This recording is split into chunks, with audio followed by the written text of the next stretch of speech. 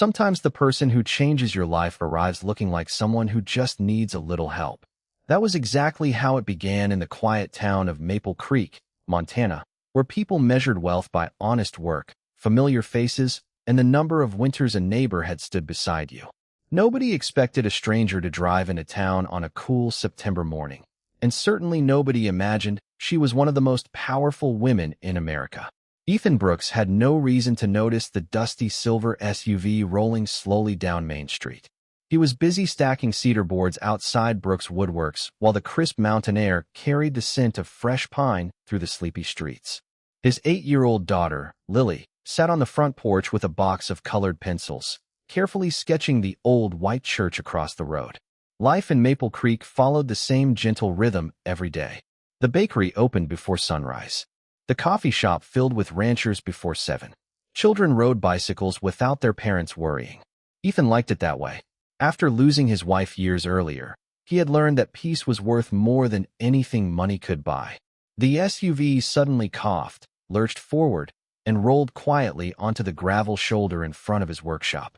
Steam drifted softly from beneath the hood. The driver's door opened, and a woman stepped out wearing blue jeans, hiking boots, and a simple cream sweater.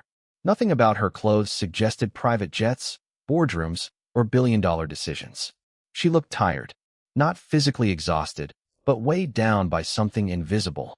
She glanced around the unfamiliar street before taking a slow breath and lifting the hood herself. Ethan wiped his hands on a clean shop towel and walked across the gravel. "Looks like you picked the only repair shop in town," he said with an easy smile. She laughed softly, the kind of laugh that sounded unfamiliar, as though she hadn't used it in a long time. "Lucky me," she answered. "Or maybe unlucky for you." Ethan leaned over the engine for only a few seconds before spotting the loose radiator hose. "Nothing serious," he said. "Give me 10 minutes. At least let me pay you for your time." Ethan shook his head while reaching for a wrench. "Let's see if we can get you back on the road first." She watched him work with quiet curiosity. Most people spoke endlessly around her. Investors wanted answers. Executives wanted approval. Reporters wanted headlines. But this man simply fixed what was broken without asking who she was or what she owned. Across the sidewalk, Lily looked up from her drawing and waved cheerfully. "Hi," she called. The woman smiled back almost instinctively. "You have a beautiful daughter," she said. Ethan glanced toward Lily with unmistakable pride. "She's the best thing that ever happened to me." For just a moment, the woman lowered her eyes, as if that simple sentence had reached a place inside her that success never could. She introduced herself with only one word: Claire. She never mentioned the last name that appeared on magazine covers across the country. She never revealed that board members were already searching for her after she disappeared without notice. She never said that less than 48 hours earlier she had walked away from a Manhattan skyscraper worth more than the entire town of Maple Creek. And as Ethan tightened the final clamp beneath the hood, neither of them realized that this quiet roadside repair was about to rewrite 2 lonely lives forever. Claire thanked Ethan one more time before climbing back into the SUV, but instead of turning toward the highway, she sat behind the wheel for several quiet seconds with both hands resting lightly on the steering wheel. She watched Maple Creek through the windshield as an elderly couple walked hand in hand toward the bakery. A mail carrier greeted nearly every person by name, and Lily laughed as she chased a bright yellow leaf dancing across the sidewalk. It felt like stepping into another lifetime, one where nobody measured a person's value by quarterly reports or market shares. She finally drove away, but only as far as the Maple Creek Inn, a modest 2-story lodge with white wooden railings and flower boxes beneath every window. The owner, Mrs. Helen Dawson, welcomed her with homemade cookies still warm from the oven and asked only one question. Passing through, Claire smiled politely before answering. "Maybe. I have not decided yet." Upstairs, she placed her single suitcase beside the bed and stared at the dozens of missed calls lighting up her phone. Every notification carried the same urgency. Board meeting, investor conference, media inquiry, legal review. She quietly pressed the power button until the screen faded to black. For the first time in years, silence filled the room instead of endless expectations. The following morning arrived beneath a brilliant blue Montana sky. Sunlight spilled across Main Street while church bells echoed gently through the valley. Claire walked into the local diner wearing the same simple clothes she had worn the day before. Nobody recognized her. Nobody whispered her name. Nobody asked for a photograph. She ordered pancakes, black coffee, and fresh orange juice before opening a paperback novel she had bought from the tiny bookstore next door. It was the first breakfast she had eaten without checking financial reports in longer than she could remember. Across the street, Ethan unloaded fresh lumber from an aging pickup truck while Lily carefully handed him measuring tools one at a time. Their teamwork looked effortless, built from years of quiet understanding instead of spoken instructions. Claire found herself watching them longer than she intended. She smiled when Lily proudly brushed sawdust from her father's sleeve before declaring him presentable enough for lunch. Ethan noticed Claire standing outside the diner and raised one hand with an easy wave. "Car still behaving?" he asked as she crossed the street. "Perfectly," she answered. "Although I think I owe the mechanic another thank you." Ethan chuckled. "You already paid me with that smile yesterday." Claire laughed again, surprised by how natural it felt. Ethan invited her to see the workshop while he finished a handcrafted rocking chair ordered by a family from the next county. The rich scent of cedar filled the air as afternoon sunlight filtered through dusty windows. Every shelf held pieces shaped by patient hands rather than factory machines. Claire slowly ran her fingertips across the smooth wooden armrest. "People still buy furniture made like this?" she asked. Ethan nodded. "They buy stories. The wood is only part of it." His answer lingered in her thoughts long after the conversation moved on. Before leaving, Lily walked over carrying a small carved wooden bird no bigger than the palm of her hand. "Daddy made this when I was scared after my first day at a new school," she said proudly. "Now it is for good luck. You can borrow it until you feel at home." Claire accepted the tiny bird with unexpected emotion tightening her throat. She had signed contracts worth billions of dollars without blinking. Yet this simple gift from a little girl somehow felt more valuable than anything waiting for her inside the skyscrapers she had quietly left behind. The little wooden bird never left Claire's coat pocket after that afternoon. Sometimes she touched it without realizing she was doing it, especially whenever old habits tried to pull her back toward the life she had left behind.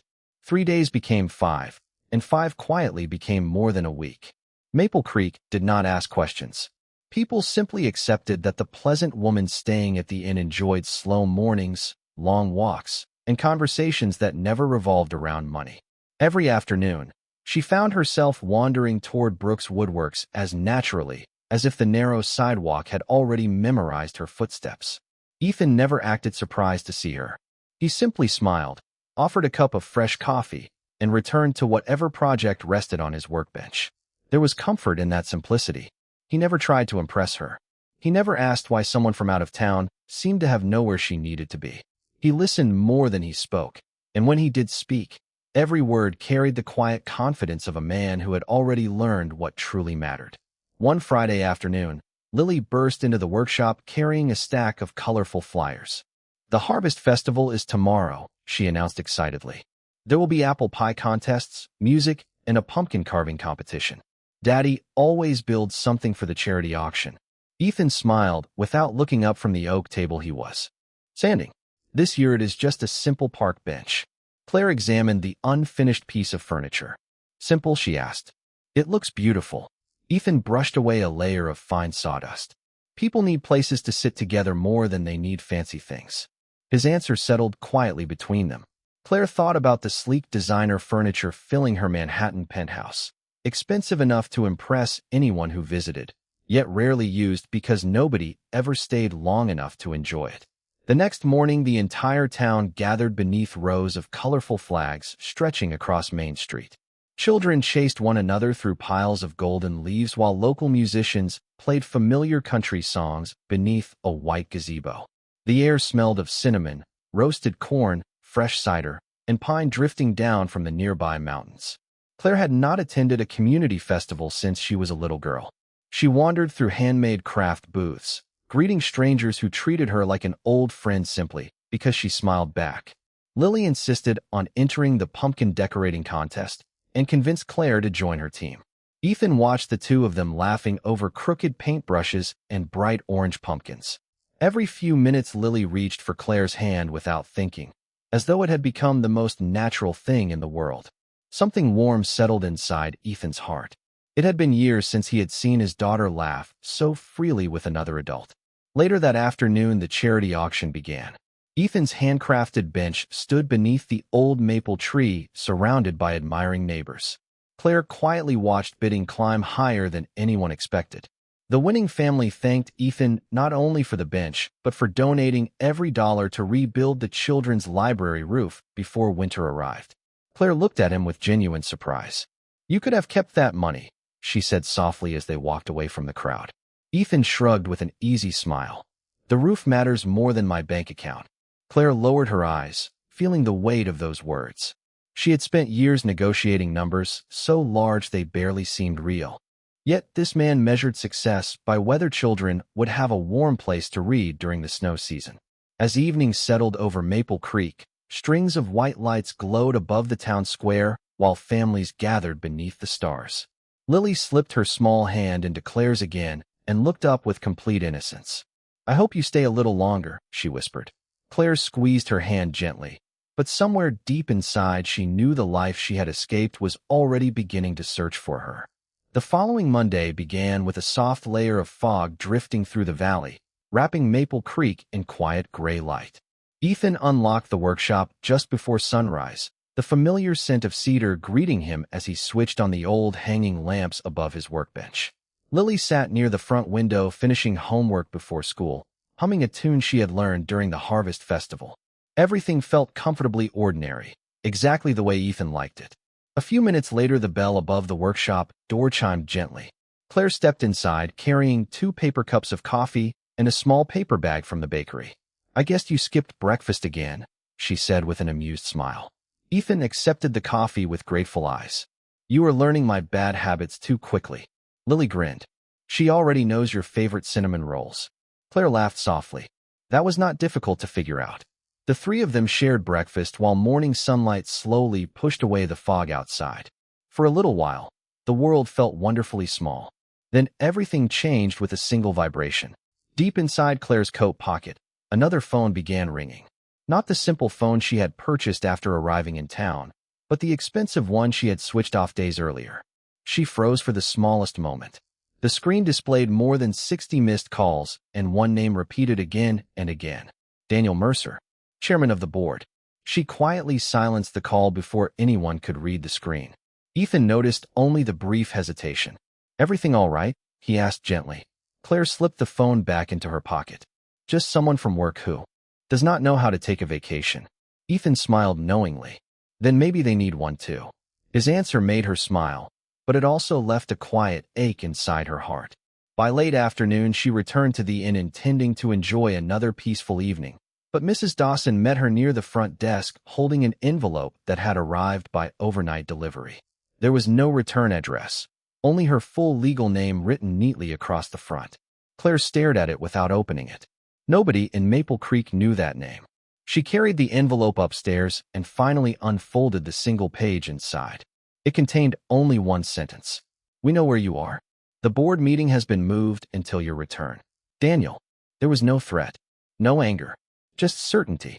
Claire folded the letter carefully and placed it beside the little wooden bird on the bedside table. The contrast between the two objects could not have been greater. One represented obligation, power, and endless expectations. The other represented kindness, freely given without asking for anything in return. The next morning, she walked farther than usual, following a narrow trail leading to a small overlook above the river. Autumn leaves floated gently across the slow-moving water while distant mountains glowed beneath the rising sun. Ethan found her sitting quietly on an old wooden fence, watching the valley below. He carried 2 steaming cups of coffee and handed one to her without saying a word. They sat together for several minutes, listening only to the wind moving through the pine trees. Finally, Ethan spoke.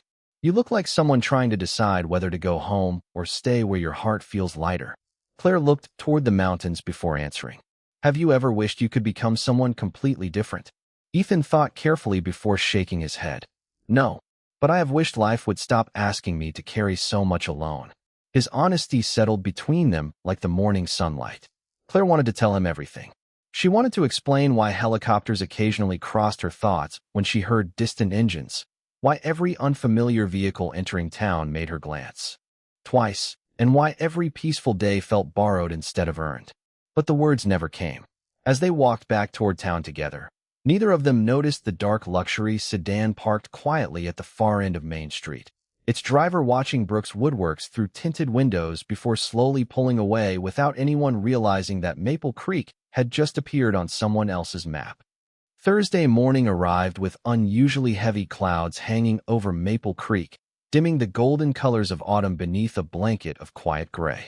Ethan spent the first hours finishing custom cabinets for a young family moving into their first home, while Lily sat nearby reading a library book with the little wooden bird resting beside her backpack. Claire had promised to stop by after breakfast, but for the first time since arriving in town, she did not appear. Ethan glanced toward the front window more often than he realized. Around mid-morning, Mrs. Dawson hurried into the workshop holding her tablet with a puzzled expression.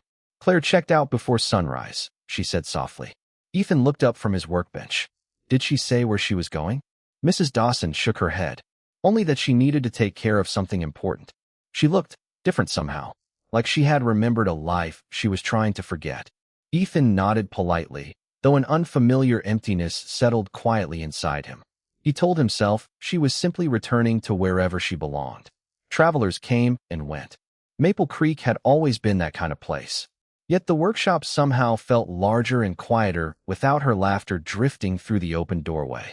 Just after noon, the peaceful rhythm of town changed. The distant sound of engines echoed through the valley. One by one, sleek black vehicles rolled slowly onto Main Street, their polished surfaces reflecting the old brick buildings and colorful maple trees. People stepped out of the bakery. Ranchers paused outside the feed store. Even children stopped chasing one another across the town square. Nobody in Maple Creek had ever seen a convoy like this. Ethan walked onto the sidewalk, wiping sawdust from his hands as the lead. Vehicles stopped directly across from Brooks Woodworks. Men and women dressed in tailored business suits stepped out carrying folders, tablets, and phones. They spoke quietly into wireless headsets while looking around the small town with careful attention. Lily tugged gently on her father's sleeve. "Daddy, are they lost?" Before Ethan could answer, every phone inside the crowd suddenly chimed with the same breaking news alert. Mrs. Dawson unlocked her tablet again. Someone near the coffee shop turned up the volume on a television visible through the front window. A national news anchor appeared beneath a bold headline. Bennett Holdings Chief Executive Officer Claire Bennett, missing for 12 days. The screen shifted to photographs taken at financial conferences, charity galas, and international business summits. There she was, wearing elegant business suits instead of blue jeans, standing before skyscrapers instead of cedar trees. The quiet woman who had shared cinnamon rolls, painted pumpkins with Lily, and carried a tiny wooden bird inside her pocket was suddenly surrounded by flashing cameras and corporate logos.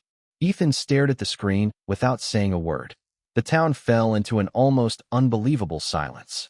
Mrs. Dawson whispered first. "Claire Bennett." Another neighbor slowly removed his hat. "That is the woman who has been staying at the inn." Lily looked from the television to her father, confusion filling her young eyes. "Daddy, that is our Claire." Ethan swallowed slowly, unable to look away from the screen. Every conversation they had shared replayed inside his mind. Every simple smile. Every quiet afternoon. Every question she had carefully avoided answering. Across the street, the rear door of the longest black sedan finally opened.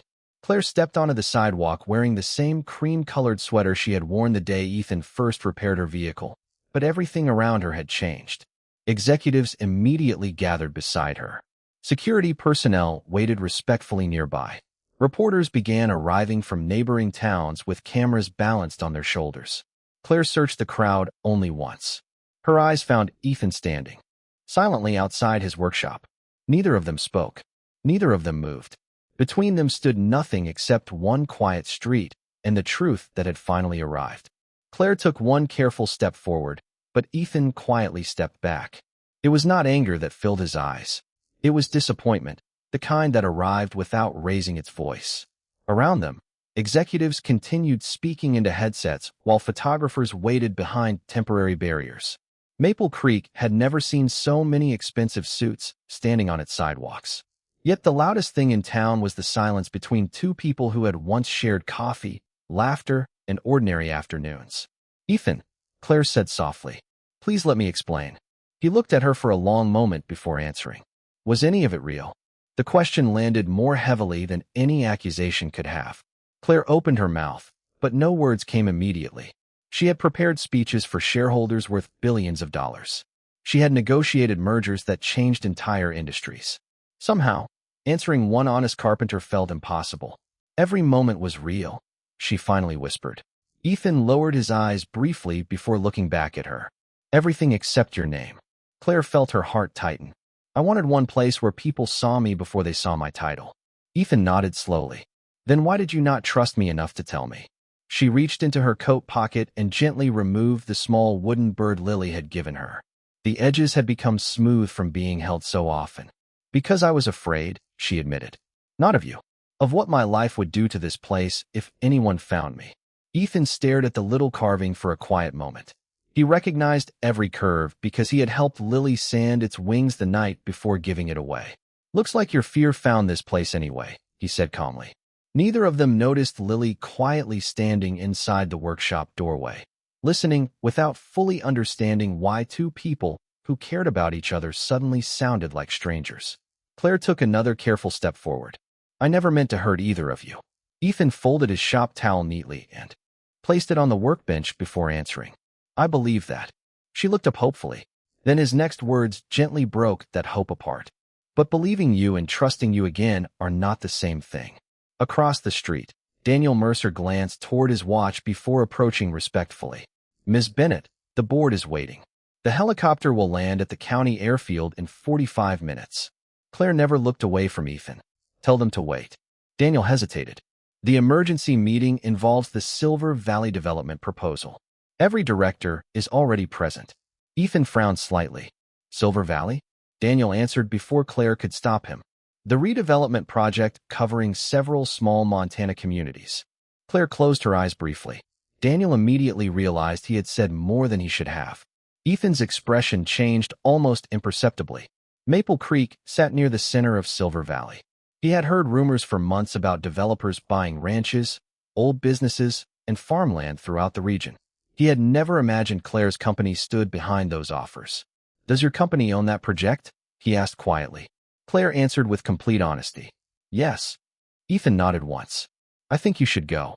There was no bitterness in his voice, only quiet acceptance. "Ethan, your world is waiting." He offered a small, tired smile that never reached his eyes. "Mine is right here." Claire wanted to reach for his hand, but something told her he needed space more than promises. She slowly closed her fingers around the little wooden bird and stepped back toward the waiting vehicles. Before climbing inside, she looked once more toward the workshop. Lily stood beside her father holding another unfinished wooden bird that she had planned to paint with Claire that afternoon. She never raised it. She simply held it against her chest as the convoy quietly pulled away from Maple Creek. Long after the last black sedan disappeared beyond the hills, Ethan remained standing outside Brooks Woodworks while the afternoon wind carried the familiar scent of cedar through the empty street. For the first time since Claire had arrived, the town felt exactly as it had before she came, and somehow, it had never felt lonelier. The helicopter lifted into the gray Montana sky just before sunset, carrying Claire farther from Maple Creek with every passing mile. Yet she had never felt farther from herself. Through the window, she watched the forests, winding rivers, and quiet roads disappear beneath the clouds until only endless white remained. Daniel Mercer sat across from her reviewing documents on his tablet, speaking in the calm voice of a man who believed every problem could be solved with numbers. "The directors expect your approval tonight," he said. "Construction contracts are prepared. Investors are committed. Delaying the Silver Valley development will cost the company hundreds of millions of dollars." Claire never looked away from the window. "How many towns are included?" Daniel hesitated before answering. 7. "How many families?" "Approximately 1,800 households." Claire closed her eyes. 1,800 homes. 1,800 stories. 1,800 kitchens where children laughed around dinner tables, just like Lily had. By the time the helicopter landed on the rooftop of Bennett Holdings headquarters in Manhattan, night had settled over the city. Glass towers reflected thousands of lights, each window representing another office where people hurried toward another deadline. The building welcomed Claire with polished marble floors, quiet elevators, and employees who immediately straightened when she passed. Everyone greeted the chief executive officer. Nobody greeted Claire. Less than 30 minutes later, she entered the boardroom where 12 directors waited around a polished walnut table overlooking the city skyline. Charts filled enormous display screens. Financial projections climbed upward in bright green lines. Daniel dimmed the lights before beginning the presentation. Silver Valley Development will create luxury resorts, executive residences, and commercial investment opportunities throughout western Montana. Estimated increase in shareholder value exceeds $3.4 billion over the next 6 years. One director smiled confidently. We have already secured preliminary agreements from most landowners.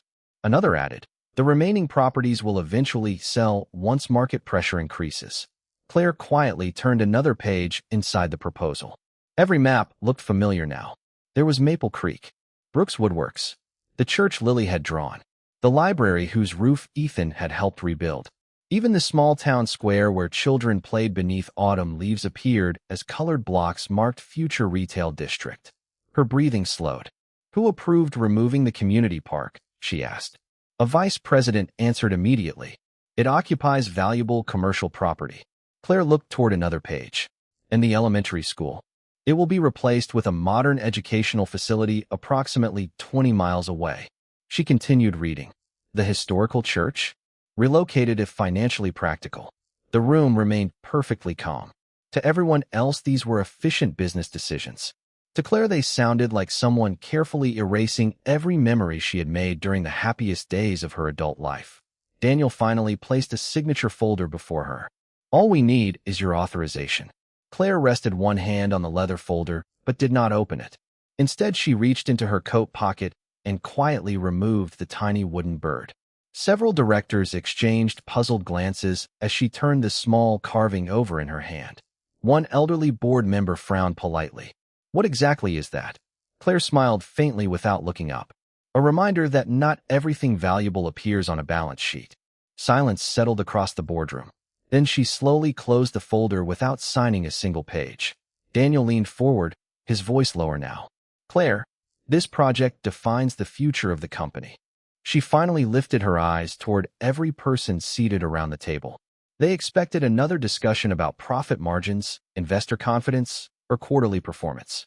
Instead, she spoke with the quiet certainty she had learned from a carpenter who measured success differently. No, she said gently. It defines what kind of people we choose to become. And I will not build our future by asking 1,800 families to lose the places they call home. No one spoke for several long seconds after Claire finished.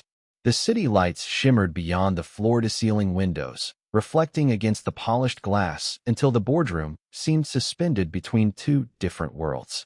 On one side stood charts, forecasts, and billions of dollars. On the other stood a quiet mountain town where a little girl had offered a stranger a wooden bird simply because kindness asked for nothing in return. Daniel Mercer broke the silence first. Claire, if you refuse to authorize the project, shareholders will demand an explanation. Claire gently placed the small wooden bird beside the unopened signature folder. Then I will give them one. A younger director leaned forward, unable to hide his disbelief. You are risking your position over a handful of rural communities. Claire met his eyes calmly. No, I am protecting 1,800 families who trusted that people with power would remember they are human beings. Another executive sighed impatiently. Business cannot be guided by emotion. Claire answered without raising her voice. Neither should it be guided by greed alone. The room fell silent again. Finally, the chairman folded his hands. Then we have reached an unfortunate conclusion. He glanced around the table before speaking formally. Under the authority granted to this board, we will begin proceedings to appoint an interim chief executive officer effective immediately. Daniel lowered his eyes. Even he had hoped the meeting would end differently. Claire simply nodded. There was no argument, no dramatic speech. She quietly signed a single document, not approving the development project, but acknowledging her resignation. The pen clicked softly against the polished table. Years of titles, interviews, awards, and financial victories ended with one peaceful signature. As she stood, one elderly director who had remained silent throughout the meeting quietly asked, "Do you truly believe this is worth everything you are giving up?" Claire smiled with surprising warmth. "A few weeks ago I would have answered no. Today I know I have. Been measuring success with the wrong ruler for a very long time." She picked up the little wooden bird before leaving the room. Nobody tried to stop her. By sunrise the next morning, every major financial network carried the same headline. Bennett Holdings' chief executive officer resigns after rejecting $3.4 billion development project. Commentators called her decision reckless. Market analysts predicted uncertainty. Investors questioned her judgment.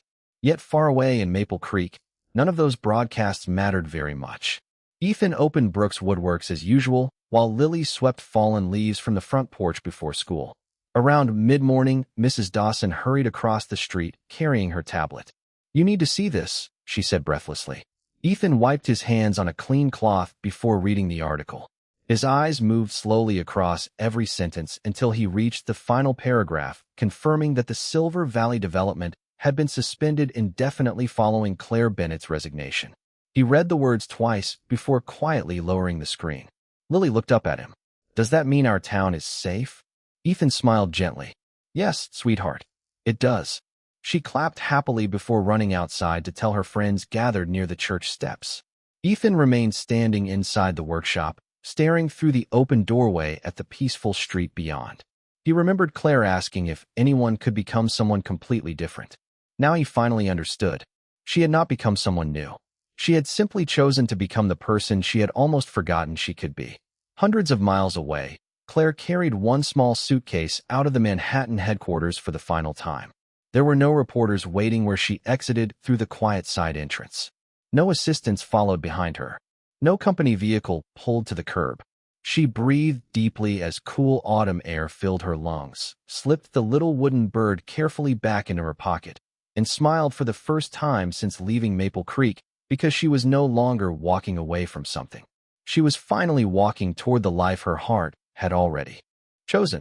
1 year later, the first Saturday of September arrived beneath a sky so brilliantly blue that it seemed to stretch forever above Maple Creek. The air carried the familiar scent of fresh cedar, warm apple pie, and pine drifting down from the surrounding mountains. Main Street looked much the same as it always had. The bakery still opened before sunrise. Children still rode bicycles past the white church. Neighbors still greeted one another by name. Yet one quiet change had become part of the town so naturally that people almost forgot there had ever been another way.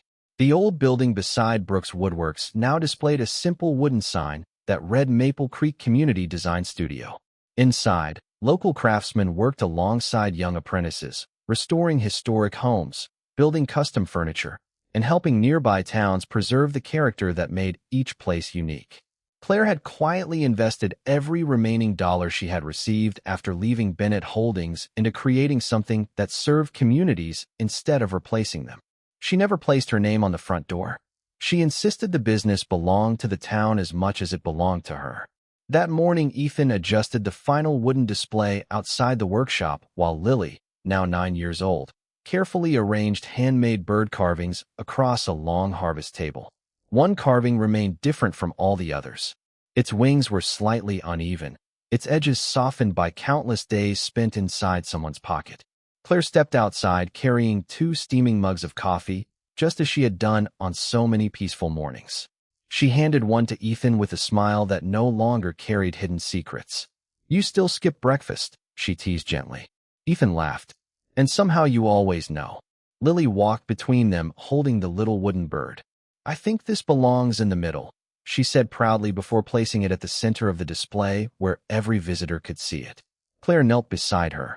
"Do you know why this one is my favorite?" Lily nodded. "Because it reminded you where home really is." Claire smiled, her eyes quietly shining. "Exactly," church bells echoed across town as families gathered for another harvest festival. Music drifted through the square, while children laughed beneath strings of white lights swaying gently in the afternoon breeze.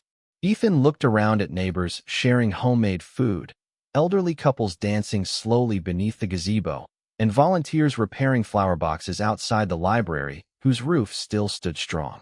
Everything Claire had protected was still here.